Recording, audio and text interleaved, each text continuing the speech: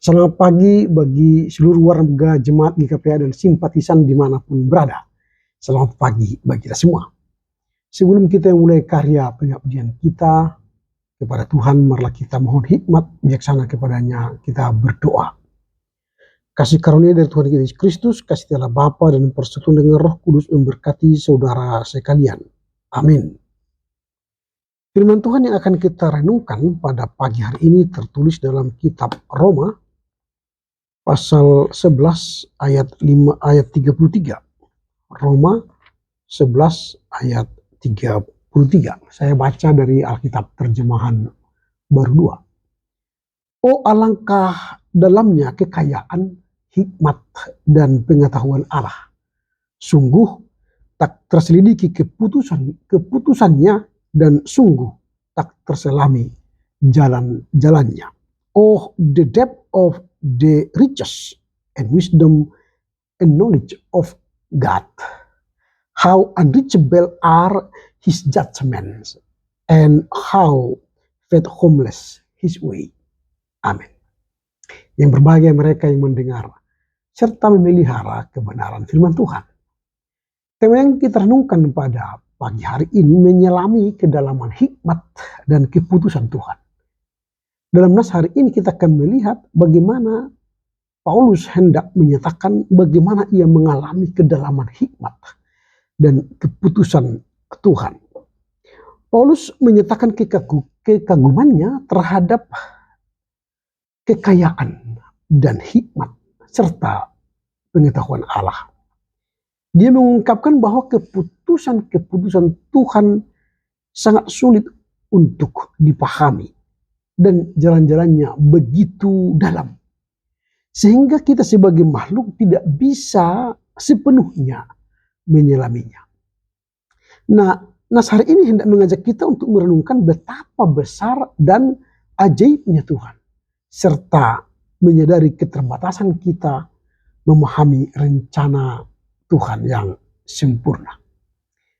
Karenanya ada beberapa poin penting yang hendak kita pelajari dari nas hari ini. Yang pertama, kekayaan, hikmat, dan pengetahuan Allah yang tak terhingga. Jadi Paulus menyatakan kekayaan, hikmat, dan pengetahuan Allah itu tak terhingga. Paulus memulai pernyataannya dengan menggambarkan bahwa kekayaan Allah baik itu dalam hal hikmat dan pengetahuannya yang tidak terselami dan tidak terbatas. Kekayaan itu bukan hanya sekadar uang, kekayaan atau materi, tidak terbatas pada hal-hal seperti itu. Tetapi kekayaan itu mencakup segala hal atau segala sesuatu yang berasal dari Tuhan. Baik dalam penciptaan dunia, rencana keselamatan bagi umat manusia, maupun pengaturan alam semesta yang tak terlihat. Keputusan-keputusan Tuhan seringkali jauh melampaui pemahaman kita. Bahkan kita tidak bisa memahami jalannya Tuhan. Pikiran kita terbatas. Tapi pikiran Allah yang tak hingga. Itu yang pertama yang kita pelajari. Yang kedua, keputusan dan jalan Tuhan yang tak terselidiki. Jadi manusia tak satu pun bisa menyelidiki jalannya Tuhan. Sehingga Paulus menyatakan bahwa keputusan-keputusan Tuhan tak terselidiki dan jalannya tak terselami.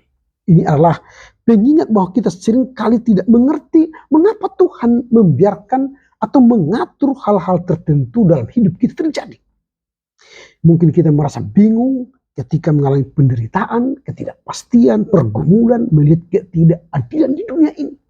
Apalagi sekarang ada banjir di mana-mana. Baik di Sibolga, baik di Sipirok, Sidimpuan, Tarutung, di Medan, di Pangkalan Brandan, di beberapa titik-titik yang ada di Sumatera Utara. Banjir melanda. Yang tidak pernah kita pikirkan Sibolga digenangi air, tapi bisa terjadi. Jadi jalan Tuhan tidak bisa terselami. Tuhan membiarkan itu terjadi untuk apa? Menyadari keberdosaan kita yang tidak memelihara alam.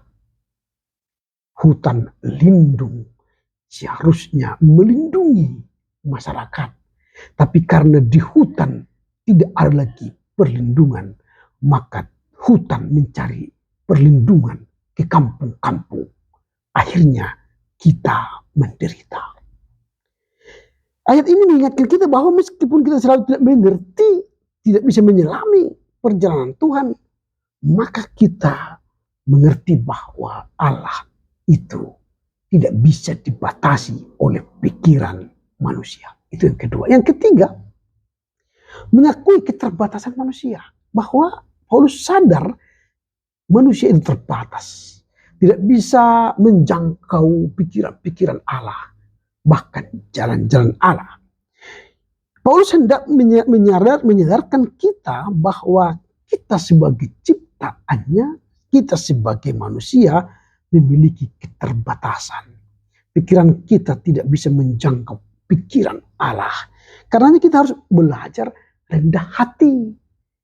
Kita harus menyandarkan pengharapan kita kepada Tuhan, mengandalkan Tuhan dalam setiap aspek kehidupan kita, karena kita terbatas.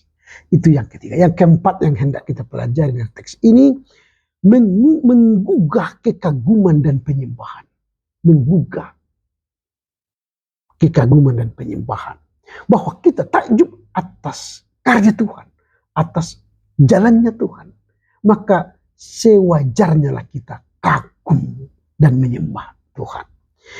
Kita kagum mendorong hidup kita untuk menyembah Tuhan, beriman, bersyukur meskipun tidak kita tahu apa yang terjadi dalam hidup kita. Maka kekaguman itu akan menyadarkan kita untuk menyembah Tuhan. Yang terakhir, yang kelima, yang hendak kita pelajari teks ini ialah Tuhan yang memegang segala kendali. Jadi manusia tidak bisa memegang kendali. Yang bisa memegang kendali hanya Tuhan. Karenanya kita harus tetap sadar bahwa segala keputusan Tuhan itulah yang terbaik. Segala rencana Tuhan itulah yang terbaik bagi kita. Maka kita tunduk pada rencana Tuhan. Sadar diri kita lemah, tidak mampu, tidak kuat. Maka percayakanlah hidup kita kepada Tuhan. Apa yang hendak kita renungkan dari nas hari ini? Pertama, kita harus mengakui bahwa hikmat pengetahuan Allah itu tiada terhingga, tidak terbatas. Pengetahuan manusia terbatas, tapi pengetahuan Allah tak terbatas. Kita sering merasa bangga tentang apa yang kita miliki. Pengetahuan kita kah? Harta kita kah? Jabatan kita kah? Padahal itu terbatas. Tetapi kekayaan, hikmat, pengetahuan Tuhan itu di luar daya nalar kita. Itu yang pertama yang hendak kita renungkan. Bahwa kita harus mengakui kekayaan, hikmat, dan pengetahuan Allah tiada batasnya. Yang kedua yang hendak kita renungkan ialah sadarilah bahwa keputusan-keputusan Tuhan itu tidak terselidiki. Jadi apapun yang terjadi dalam hidupmu, hidup kita, apa yang terjadi dalam alam kita sekarang, jalan Tuhan itu tidak terselidiki. Mungkin setelah peristiwa itu baru kita sadar ada dosa yang kita lakukan. Sehingga alam murka, sehingga Allah menguji iman kita dalam penderitaan yang kita terima. Itu yang kedua. Yang ketiga, sadarilah bahwa jalan-jalan Tuhan tak terselami. Tiada yang bisa menyelami, memahami jalannya Tuhan. Karenanya rendah hatilah. Andalkanlah dirimu, hidupmu kepada Tuhan. Karena jalan Tuhan itu tidak terselami oleh daya nalar kita. Sehingga rencana Tuhan itulah yang terbaik yang harus kita terima dan lakukan. Kita seringkali bertanya, mengapa Tuhan membiarkan sesuatu terjadi? Terutama ketika tampaknya tidak adil, sulit dipahami. Namun kita diingatkan oleh Tuhan supaya kita memiliki rencana yang sempurna melalui rencana Tuhan. Yang keempat yang hendak kita renungkan, sadarlah bahwa jalan-jalan Tuhan tidak terselami. Bahwa Paulus menyebutkan jalan-jalan itu tidak terselami. Itu berarti cara Tuhan bekerja, cara Tuhan bertindak, mengambil keputusan, mengatur hidup kita, mengatur dunia ini, tidak ada yang bisa menyelami. Jalan Tuhan tidak harus sesuai dengan logika kita. atau dengan harapan kita.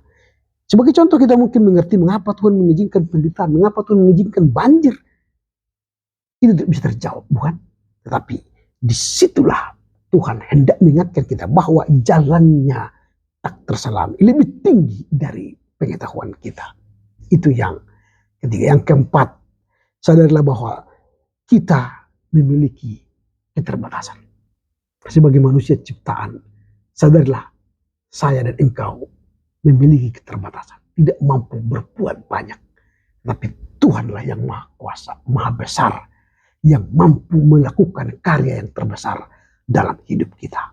Dan yang terakhir, apa yang hendak kita renungkan dari nas hari ini, kita harus takjub dan menghormati Tuhan dengan peristiwa yang terjadi dalam alam kita sekarang. Kagumlah kepada Tuhan, hormatilah Tuhan, sembahlah Tuhan. Supaya apa? Ketika kita menyembah Tuhan, takut pada rencana Tuhan, dan hidup dalam rencana Tuhan, maka hidup kita akan diberkatinya. Karena itu renungan ini mengajak kita untuk menerima keterbatasan kita dalam memahami Tuhan, mengandalkan hikmat-Nya, dan hidup dengan rasa kagum serta penyembahan kepadanya, dan mengakui jalan-jalan Tuhan dalam hidup kita. Amin. Kiranya Tuhan menolong kita mengerti memahami firman-Nya ini sepanjang masa. Amin. Kita berdoa. Bapa dalam sorga, kami tidak bisa menyelami pengetahuan dan hikmat Tuhan karena keterbatasan kami. Ajar kami untuk terus merendahkan hati, mengakui rencana Tuhan, dan hidup dalam kehendak-Mu, jalan-jalan-Mu. Karena kami tidak mengerti, tidak bisa menyelami jalannya Tuhan, keputusan Tuhan. Karenanya kami mohon hikmat-Mu mengajar kami untuk mengerti dan mengikuti rencana-Mu dalam kehidupan kami sehari-hari. Amin. Horas, selamat berkarya untuk Tuhan. Horas, horas, horas.